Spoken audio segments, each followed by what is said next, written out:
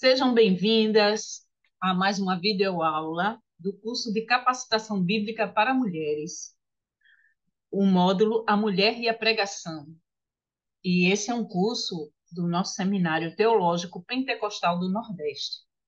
Na videoaula de hoje, nós teremos uma abordagem sobre dois livros do escritor Ciro Sanches Zibordi, que é o livro João Batista, o Pregador Politicamente Incorreto, e o segundo livro, Pedro, o Primeiro Pregador Pentecostal.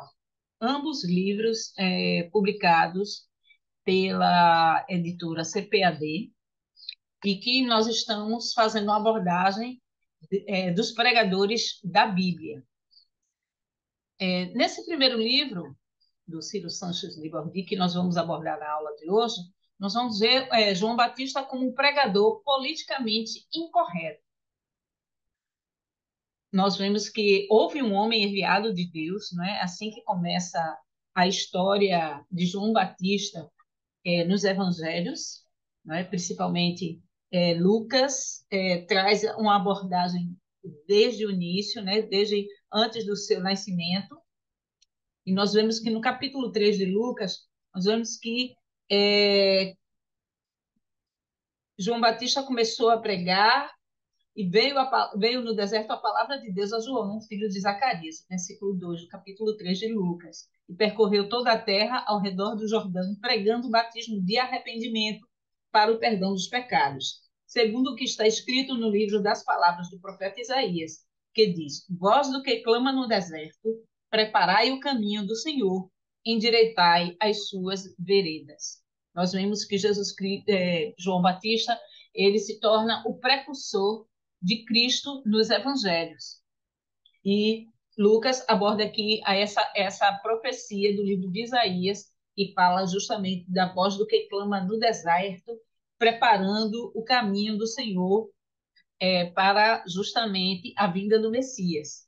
E também Malaquias capítulo 3, versículo 1 em diante, a gente vê que João Batista também vem como um outro Elias, que vem com o mesmo ministério, com a mesma ênfase de denunciar também os pecados, não é? Principalmente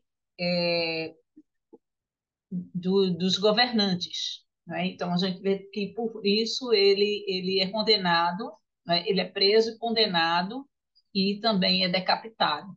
E nós vemos que também Lucas aborda João Batista como sendo cheio do Espírito Santo desde o ventre de sua mãe. E a gente vê que é o único personagem bíblico que traz essa nomenclatura de cheio do Espírito Santo desde o ventre de sua mãe.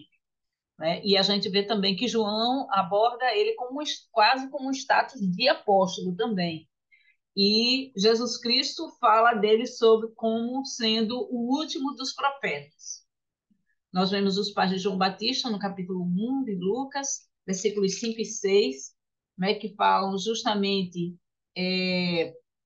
sobre os pais, né, tanto Isabel como Zacarias. Eles já são pessoas idosas, né? Existiu no tempo de Herodes, rei da Judéia, um sacerdote chamado Zacarias, da mulher da ordem de Abias, e cuja mulher era das filhas de Arão, o nome dela era Isabel. E eram ambos justos perante Deus, vivendo irrepreensivelmente em todos os mandamentos e preceitos do Senhor. E eles não tinham filhos, porque Isabel era estéril e ambos eram avançados em idade. Então, é o registro que a Bíblia traz sobre os pais de João Batista. Na sequência, nós vemos a historicidade de João Batista. O historiador judeu, né, Flávio Josefo, ele traz no seu livro, na História dos Hebreus, falando sobre justamente essa questão de João Batista, da prisão dele e do medo que suscitava essa pregação de João Batista com relação ao governo. Judeus julgaram que aquela derrota do exército de Herodes era um castigo de Deus por causa de João, que é cognominado Batista. Era um homem de grande piedade que exortava os judeus a abraçar a virtude, a praticar a justiça e a receber o batismo, depois de se terem tornado agradáveis a Deus, não se contentando em não cometer pecados, mas unindo a pureza do corpo à da alma. Assim como uma grande multidão de povo o seguia para ouvir a sua doutrina, Herodes, temendo que o poder que ele tinha sobre eles não viesse a suscitar alguma rebelião, porque eles estavam sempre prontos a fazer o que lhes ordenasse, julgou dever prevenir o mal para não ter motivo de se arrepender, por ter esperado muito para remediá-lo. Por esse motivo, mandou prendê-lo numa fortaleza de Maquera. E os judeus atribuíram essa derrota de seu exército a um castigo de Deus por um ato tão injusto. Então, a gente vê aí a historicidade de João Batista já abordado, sendo citado em seus escritos no primeiro século, o historiador Flávio José. Ele também é tido como a voz, né? No capítulo que fala sobre The Voice, né? A voz, ele vai falar sobre João Batista como embaixador de Deus. O autor cita Richards, dizendo: o ministério de João Batista mexeu com a antiga esperança dos judeus sobre o aparecimento do Messias. E o próprio João foi confundido com o advento do rei. No batismo de Jesus, Deus mostra a João que seu primo é verdadeiramente filho de Deus. O primeiro contato de Jesus com algumas pessoas que mais tarde viriam a ser seus discípulos acontece quando João declara ser Jesus o Cordeiro de Deus, né, que tira o pecado do mundo. E aí a gente vê a confirmação desse ministério de João Batista, né? É uma confirmação no deserto.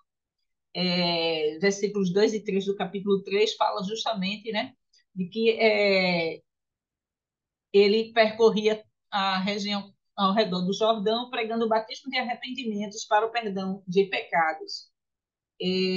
João Batista também é tido como um homem de oração, né? Então, a gente vê que João Batista tem vários pré-requisitos, né? Várias características.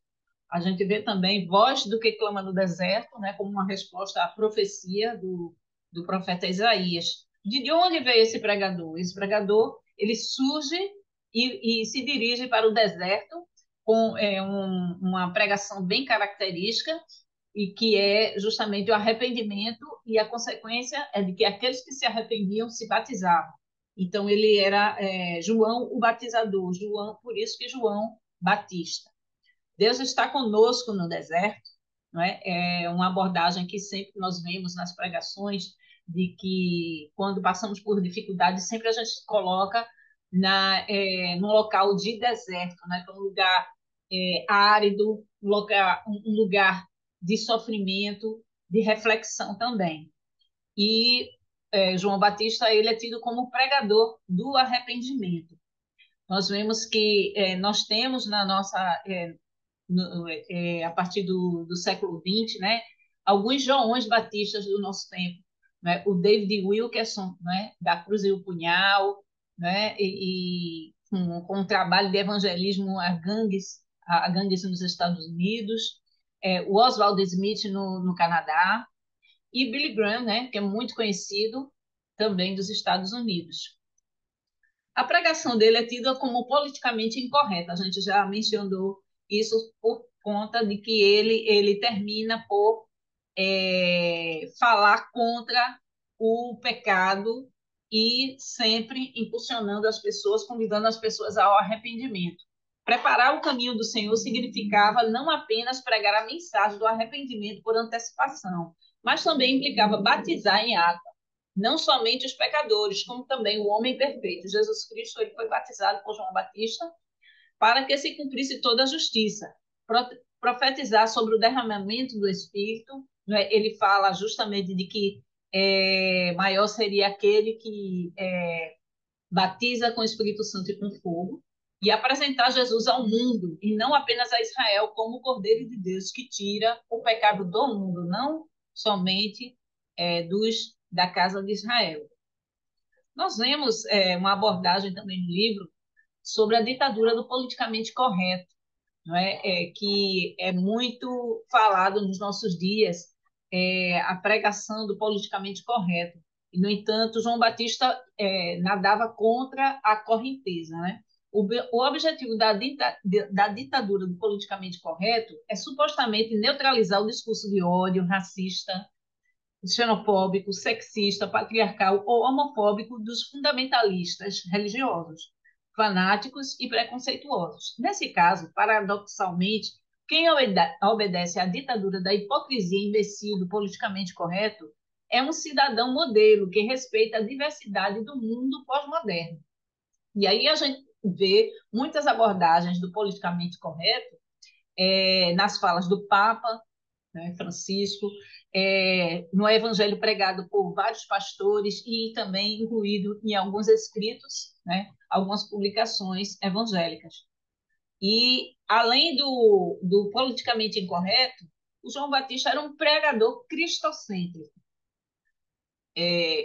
Um exemplo do padrão divino, de grandeza constituída por firmeza e coragem inabaláveis, total sinceridade, perfeita consagração a Deus e ardente entusiasmo pela justiça. Autenticava-lhe a grandeza o fato de não saber que ele que era grande, era apenas uma voz a clamar no deserto, preparando o caminho para alguém maior que ele. Tinha de diminuir enquanto seu sucessor crescia. É uma citação de Pirro, né, que tem no livro. O precursor de Cristo não desperdiçava seu precioso tempo com efemeridades. Suas pregações evocavam os profetas, isto é, as escrituras veterotestamentárias, né, o Velho Testamento, não orbitavam em torno das preferências humanas ou de si mesmo, já que para ele o protagonista sempre foi Jesus Cristo. Ele sempre vai apontar para Jesus Cristo. Também o ministério de João Batista não teve sinal nem milagres. O fato de João Batista não ter feito sinais miraculosos estimula-nos a termos cautela e não a sermos incrédulos. Isso porque os enganadores, ainda que façam milagres por permissão de Deus, não amam o Senhor. E naquele grande dia saberão que ele jamais aprovou suas obras. Não sejamos incrédulos, em razão de João não ter feito nenhum sinal. Sabemos que o Espírito Santo é dado a quem obedece a Deus e mantido por quem tem compromisso com a palavra de Deus. Nós vemos também 7 passos para uma pregação politicamente incorreta. Se você quer ser realmente politicamente incorreto na sua pregação, assim como João Batista, né? Nós vemos aí 7 passos. O primeiro, obedeça fielmente ao chamado de Deus. Segundo, pregue o arrependimento e seja politicamente incorreto. Preocupe-se menos com a aparência e consagre-se a Deus. A gente vê que a aparência de João Batista, né? Ele tem uma aparência diferenciada. Ele não se preocupava com justamente essa aparência externa, mas a preocupação dele era dar o recado de Deus. Quarto, não abra mão da mensagem cristocêntrica. Cristo deve ser sempre o centro da mensagem pregada. Quinto, seja cheio do Espírito Santo e creia no Pentecostes. Sexto, não queira aparecer mais, dê toda a glória a Jesus. Sempre a prioridade sempre deve ser Jesus Cristo e sua mensagem. Sétimo, priorize a palavra de Deus e não os sinais. A segunda parte da nossa abordagem aqui já é o segundo livro que nós abordaremos na aula de hoje, é Pedro, o primeiro pregador pentecostal. Né? Ele fala no início do livro sobre a questão da origem do movimento pentecostal, atribuindo justamente a Atos capítulo 2, né? Com a descida do Espírito Santo, que é quando os discípulos recebem o Espírito Santo para serem testemunhas, tanto em Jerusalém, na Judéia, em Samaria, até os confins da terra. E aí a gente vê um pouco da história do movimento pentecostal, desde a tradição metodista do século XVIII, com John e Charles Wesley, e também o avivamento da Rua Azusa, né, no finalzinho do século XIX para começo do século XX, com William Joseph Seymour, nos Estados Unidos. Nós vemos, o autor aborda ele com o Pedro, né, o apóstolo Pedro, como o primeiro pregador pentecostal, porque é o primeiro a se manifestar após a descida do Espírito Santo no capítulo 2 de Atos, né? a partir do versículo 14, nós vemos esse primeiro discurso de Pedro. Quem era Pedro? Era um simples pescador no lago de Genezaré, né? Ele era decidido e impossível, né? Sempre nós vemos que ele vai trazer justamente uma impulsividade, isso é característico da personalidade do apóstolo Pedro. E a gente vê de que o autor, citando Hernandes Dias Lopes, diz: desde que foi chamado por Cristo para ser um pescador de homens, ocupou naturalmente a liderança do grupo apostólico. Seu nome figura em primeiro lugar em todas as listas neotestamentárias que apresentam os nomes dos apóstolos. Então, Pedro se torna um dos primeiros, né, a liderança do grupo. Aí a gente vê, provado pela água, né, a gente vê um perfil do que seria o Pedro, né? O nome dele, Simão Bar-Jonas, né? Esse prefixo Bar quer dizer filho de, né? Por isso que ele chamado de filho de Jonas. Estado civil casado. Por quê? Porque a Bíblia menciona, né, os evangelhos mencionam a sogra de Pedro. Então, ele seria um homem casado. Profissão, pescador rude e iletrado. E ele tem as suas qualidades como dinâmico, leal, sincero, ousado e humilde. Os seus defeitos: impulsividade, ele chega a ser violento também, instável, ansioso, inconstante, apressado e com grande propensão à dúvida. Ele também é observador e sincero e também oscila muito, ele tem altos e baixos. Nós vemos também mais uma citação de Hernandes Dias Lopes no livro: é a personagem mais contraditória da história. Oscilava como uma gangorra desde os picos mais altos da coragem até as profundezas da covardia mais vil. Pedro foi como... só um momento. Pedro foi como uma pedra bruta burilada pelo Espírito Santo. De homem violento, tornou-se um homem manso. De um homem afoito e precipitado, tornou-se um homem ponderado. De um homem explosivo, tornou-se um homem controlado e paciente. De um homem covarde, tornou-se um gigante que enfrentou prisões, açoites e a própria morte com indômita coragem. Então, vemos aí, Pedro recebeu 3 chamadas distintas de seu mestre: a primeira para ser discípulo, a segunda para acompanhá-lo em sua missão e a terceira para ser apóstolo. Né? Uma citação de Davis que tem no livro também. Provado pela água, a continuação desse perfil, nós vemos que ele foi chamado para pescar almas. Ele era pescador de peixes, né? A sua profissão, mas ele é convocado por Jesus para ser pescador de almas, de homens. Confirmação da chamada dele, né? Em Mateus capítulo 16. Ele se torna um líder nato, sempre ele dá a primeira palavra, é ele quem responde as perguntas do mestre, né? E ele, sendo como pescador de homens, né? E a prova de água, né? O período que ele é pescador é utilizado como também como parte do treinamento dele. Nós vemos que essa transição de pescador de peixes para pescador de homens não foi muito fácil. A essa altura, aparentemente, Jesus visitava a casa de Pedro com certa frequência. E, numa dessas ocasiões, inclusive, viu a sogra deste jazendo com febre. Mateus 8,14. Ela tinha, ao que parece, um mal crônico que ia e voltava. O Senhor, então, tocou-lhe na mão e a febre a deixou e levantou-se e serviu-os. Um fato novo, mais uma experiência marcante no Lago de Genezaré, mudaria essa história. Não somente Pedro, como também todos os 12 ainda eram, a essa altura, homens de mentes limitadas, ignorantes, cheios de preconceitos e superstições, regidos por concepções errôneas. Não era fácil deixar as velhas crenças incutidas em suas mentes e abraçar o evangelho transformador pregado por Jesus. Pedro, em especial, era um pescador de origem muito humilde que nunca tivera um relacionamento social com as pessoas cultas da sociedade. Então, isso é importante ressaltar no perfil de Pedro.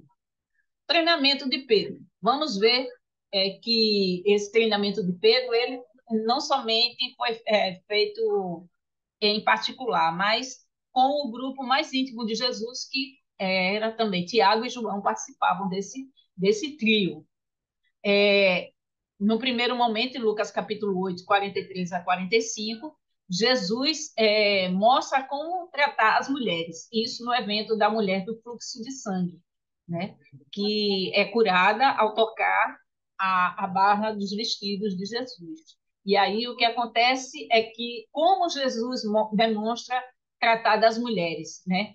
É, fala com ela pessoalmente, a perdoa, a despede em paz, né? E então, ali já era um treinamento. E também, na sequência, quando Jesus vai até a casa de Jairo, e a filha de Jairo, uma garota ainda já considerada como morta, e Jesus, né, tem o controle das emoções, o controle emocional daquele momento, de que não era momento para desespero, mas que começa a mostrar como ter controle emocional também naquele momento, dizendo de que a menina não estava morta, que ela apenas dormia.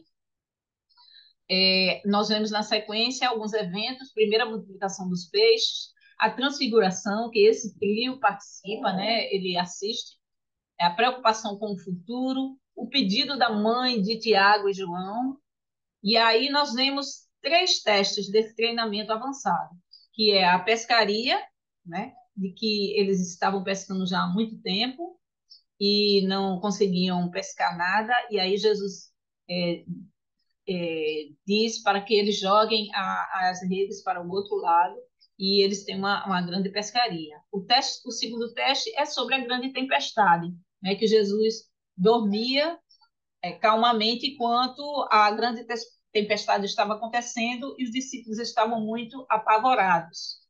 E o teste 3 é andar sobre as águas do Mar da Galileia, né? Jesus vinha andando sobre as águas e os discípulos achavam que era um fantasma.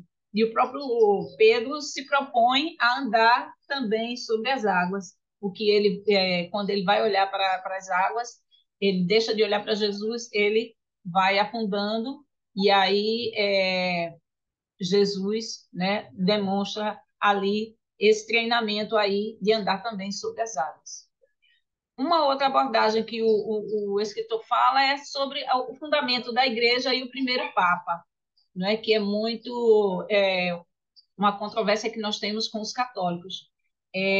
A grande pergunta de Jesus, em Mateus 16, 13 a 17, tu dizeis quem eu sou, né? E aí o próprio Jesus Cristo, o próprio Pedro, né? Mateus capítulo 16, ele vai trazer de que ele responde: Tu és o Cristo, o Filho do Deus vivo. E aí, na sequência, Jesus diz: Bem-aventurado és tu, Simão Barjonas, porque não foi a carne e o sangue quem tu revelou, mas meu Pai que está nos céus. E aí, na sequência, ele diz: Pois também eu te digo que tu és Pedro, e sobre esta pedra edificarei a minha igreja. Esta pedra se refere a Jesus. Diz respeito a essa grande confissão de Pedro, que é: Tu és o Cristo, o Filho do Deus vivo. Esta pedra também alude a Cristo e os apóstolos, o fundamento da igreja. Então, não tem base bíblica a questão de Pedro ser o fundamento da igreja e também o primeiro papa, até porque nós colocamos aqui já que mencionamos que o Pedro, ele é um homem casado, então os papas não se casam. Aí nós vemos os eventos na sequência: última Páscoa e a primeira ceia, Pedro e Judas na ceia do Senhor, o comportamento dos dois, né? Pedro negando a Jesus por 3 vezes e Judas traindo ao próprio Senhor e o vendendo por 30 moedas de prata. Seguindo Jesus de longe, né? Pedro nega Jesus, mente, jura e pragueja. Mas aí, depois da ressurreição de Jesus, Jesus tem um reencontro com Pedro para tratar essas questões e pergunta: Pedro, tu me amas? Então, é um momento de reafirmação, de reencontro e de um novo começo como líder daquele grupo depois da ascensão de Jesus e também após o derramamento do Espírito, o Pentecostes, né? Nós vemos também as pregações de Pedro, todas estão no livro de Atos dos Apóstolos. Nós vemos a primeira pregação em Atos capítulo 2, a segunda pregação em Atos capítulo 3, a terceira pregação em Atos capítulo 4, a quarta pregação de Pedro já no capítulo 10.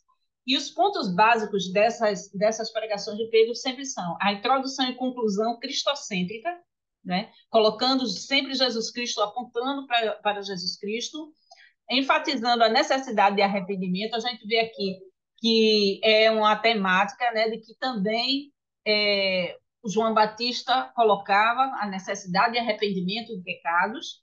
Pedro também inclui essa temática em suas pregações, também visando a salvação dos pecadores e a confirmação pelo Espírito Santo. Nós vemos aqui que capítulo 2, versículos 38 e 39, nós vemos que, e disse-lhes Pedro, arrependei-vos e cada um de vós seja batizado em nome de Jesus Cristo para perdão dos pecados e recebereis o dom do Espírito Santo, porque a promessa vos diz respeito a vós, a vossos filhos e a todos os que estão longe, a tantos quantos Deus, nosso Deus, Senhor, chamar. Então, nós vemos aí que a necessidade de arrependimento, o batismo e, na sequência, o dom do Espírito Santo, a confirmação do Espírito Santo. Pedro também ele teve suas viagens. O livro de Atos também nos traz algumas viagens que Pedro fez. A Samaria, no capítulo 8, Lida, Sarona e Jope, no capítulo 9, e Cesareia, no capítulo 10. A partir do capítulo 11, nós vemos Pedro deixando de ser protagonista no círculo apostólico, né? Nós vemos no capítulo 12 a prisão, né? E a soltura dele também, e a participação dele em Atos capítulo 15, né? No concílio de Jerusalém, sobre a questão da circuncisão, a questão do dom do Espírito Santo aos gentios. Então, essas questões que foram abordadas no concílio de Jerusalém, citado por Lucas, né? Narrado por Lucas em Atos capítulo 15. Nós vemos aqui ele também como um pregador repreensível, né? Ele recebe uma repreensão de Paulo, né? Que também Paulo fala sobre isso no livro de Gálatas, na sua carta aos Gálatas, e Calvino também comenta, né? E Calvino assevera que Paulo não repreendeu Pedro simplesmente como um cristão repreenderia outro, mas o fez oficialmente no exercício do seu ofício apostólico. Aqui o papado romano é derrubado, pois esse homem repreende Pedro na presença de toda a igreja e Pedro obedientemente se sujeita à correção. Ainda que fosse um homem cheio do Espírito e tivesse andado com Jesus, Pedro não era perfeito. Não obstante, mais digno de nota que seu erro é sua humildade em acatar a correção de Paulo. Este já era um apóstolo, um líder importante, mas não fazia parte do colégio apostólico, o grupo dos 12. Já pensou o que teria ocorrido se o pregador pentecostal fosse soberbo? Imagine o que aconteceria se ele reagisse a Paulo e dissesse a ele: quem você pensa que é, Paulo? Perseguiu a igreja e agora quer ensinar o Pai Nosso ao Papa? Fique você sabendo que eu aprendi com Jesus, né? Ele poderia ter colocado essa questão. Mas aí, em Jerusalém, ele se torna um homem que ele passa pela repreensão de Paulo, mas também é um homem conciliador. Deus, que conhece os corações, lhes deu testemunho, dando-lhes o Espírito Santo, assim como também a nós, e não fez diferença alguma entre eles e nós, purificando o seu coração pela fé. Agora, pois, por que tentais a Deus, pondo sobre a cerviz dos discípulos um jugo que nem nossos pais, nem nós podemos suportar? Mas cremos que seremos salvos pela graça do Senhor Jesus Cristo, como eles também.